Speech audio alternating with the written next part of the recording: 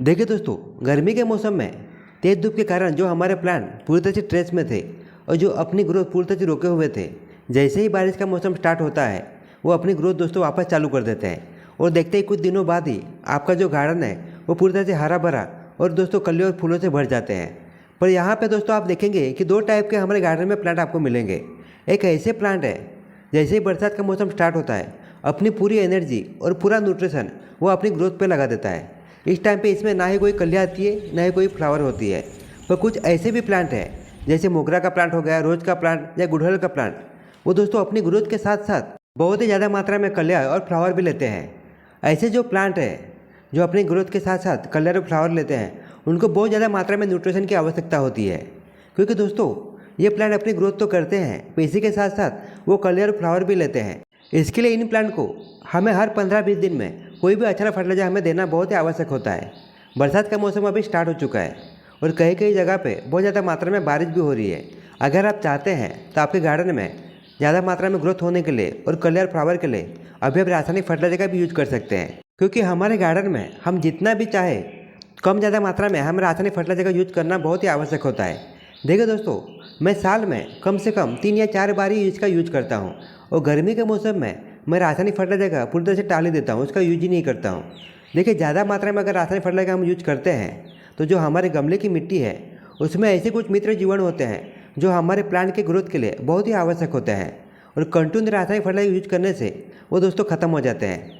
इसकी वजह से हम कोई भी ऑर्गेनिक फर्टिलाइजर यूज करते हैं तो जो फर्टिलाइजर हम देते हैं वो वैसे के वैसे हमारी मिट्टी में पड़ा रहता है, क्योंकि उसे डिकम्पोज करने वाले जो मित्र जीवाणु रहते हैं वो ख़त्म हो चुके रहते हैं। इसके लिए आप इसे कम मात्रा में रासायनिक फर्टिलाइजर का यूज करिए। अगर ज़्यादा मात्रा में यूज करेंगे तो नेक्स्ट टाइम पे ऑर्गेनिक फर्टिलाइजर यूज करेंगे तो दोस्तों उसका रिजल्ट आपको नहीं मिलेगा और हर टाइम फिर आपको रासायनिक फर्टिलाइजर का ही यूज करना पड़ेगा।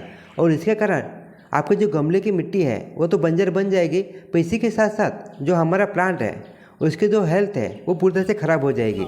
और कुछ दिनों बाद आप देखेंगे कि आपका जो प्लांट है उसमें अच्छा से अच्छा फर्टिलाइजर देने के बाद भी कोई भी दोस्तों इसमें ग्रोथ नहीं होगी। इसके लिए रासायनिक फर्टिलाइजर का बहुत ही कम मात्रा में हमें इस्तेमाल करना होता है। अगर अभी आप रासायनिक फर्टिलाइजर यूज करते हैं तो नेक्स्ट 3 मंथ बाद वापस आप इसका इस्तेमाल कर सकते हैं। और बीच का जो दोस्तों टाइम है उसमें आप कोई भी ऑर्गेनिक फर्टिलाइजर यूज कर सकते हैं। देखिए हमारे गार्डन में जो फूलों वाले प्लांट है और खासकर जो बरसात का मौसम में ज़्यादा मात्रा में कलियाँ और फ्लावर के लिए बहुत ही ज़्यादा मात्रा में पोटेशियम की आवश्यकता होती है। अगर आपने पिछले टाइम आपके गार्डन में जो भी प्लांट है उसमें पोटास का यूज़ किया है तो इस टाइम पे आपको इसी पोटास का यूज नहीं करना है।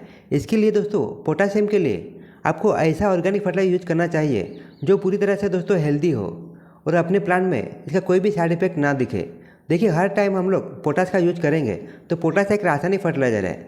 इसके कारण जो हमारे गमले की मिट्टी है वो दोस्तों उसकी जो उर्वरक शक्ति है वो बहुत ही कम हो सकती है। इसके लिए दोस्तों मैं आज आपको एक ऐसा ही, और वो भी दोस्तों किचन वेस्ट से जो चीज़ें निकलती है यानी जो छिलके निकलता है उसका इस्तेमाल करके मैं पोटासियम युक्त एक फर्टिलाइजर बनाऊंगा।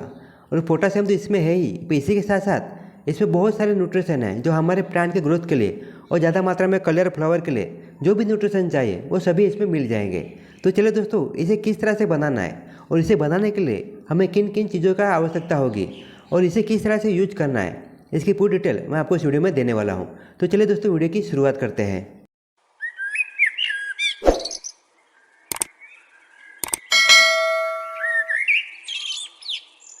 हमारे गार्डन में जो बरसात के मौसम में कुछ ऐसे भी प्लांट हैं जो अपने दोस्तों ग्रोथ के साथ साथ बहुत ज़्यादा मात्रा में कलर और फ्लावर भी देते हैं। तो इसके लिए ज़्यादा मात्रा में कलर और फ्लावर के लिए जो पोटासियम युक्त जो फर्टिलाइजर हम बनाने वाले हैं उसके लिए आप देख सकते हैं सबसे पहले आपको 2 या 3 जो केले के छिलके हैं उसका इस्तेमाल करना है।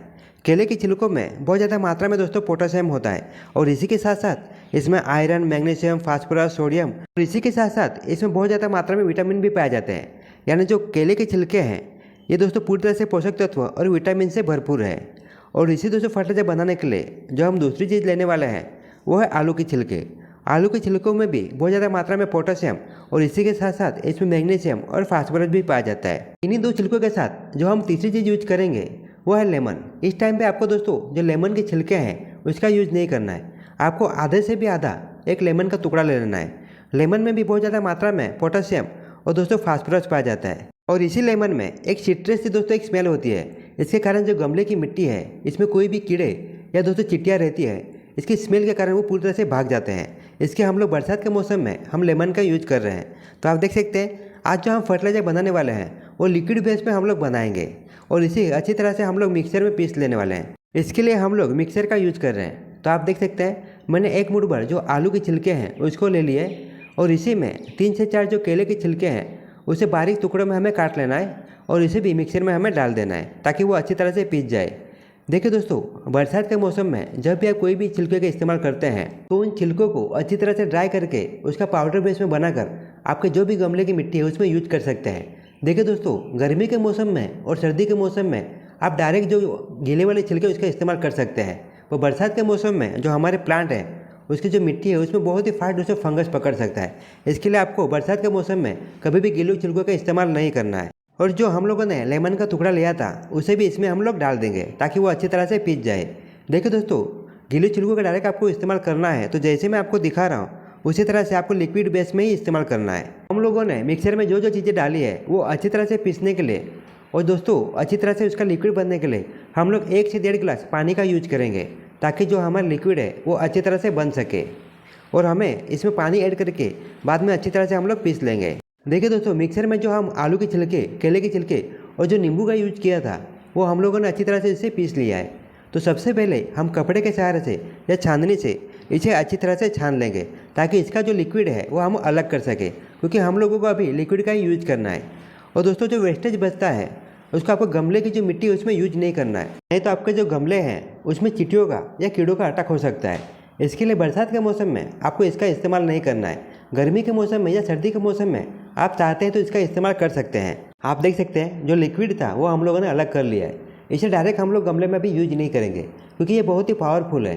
तो जो हमारा 200 से 250 ml जो लिक्विड बना है उसमें हम लोग 1 लीटर पानी ऐड करेंगे और इसके बाद ही हर गमले में हम यूज करेंगे। अभी जो हम लोग लिक्विड फर्टिलाइजर बनाया है ये पूरी तरह से किचन वेस्ट से जो चीज़ें निकलती है उससे हम लोग बनाया है।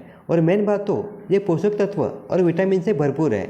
अगर आप चाहते हैं तो इसमें एप्सम सॉल्ट का भी यूज कर सकते हैं ताकि इसकी जो पावर है वो काफ़ी बढ़ सके। पर मैं इसमें एप्सम सॉल्ट का यूज़ नहीं कर रहा हूँ क्योंकि दोस्तों 2 दिन पहले मैंने एप्सम सॉल्ट का यूज़ किया था। इसके लिए मैं एप्सम सॉल्ट का यूज़ नहीं कर रहा हूँ। और जिस भी गमले में आपको देना है उसको 100 से 150 ml यूज करना है। ज़्यादा मात्रा में हमें इस्तेमाल करने की ज़रूरत नहीं है। ये बहुत ही पावरफुल दोस्तों पोटाश युक्त फर्टिलाइजर है।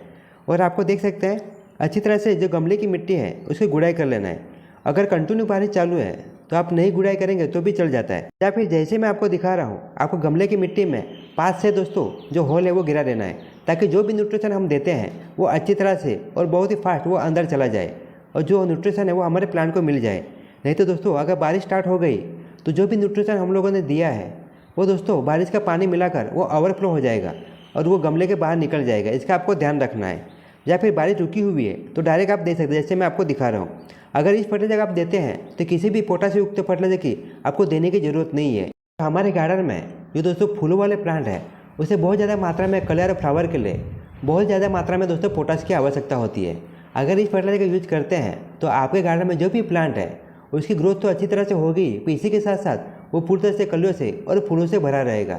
तो मेरा मानना यही है कि दोस्तों एक बार इसे अवश्य बनाकर यूज करिए, आपको बहुत ही अच्छा रिजल्ट मिलेगा। तो चलिए दोस्तों, इसी के साथ अभी आपसे विदा लेता हूँ।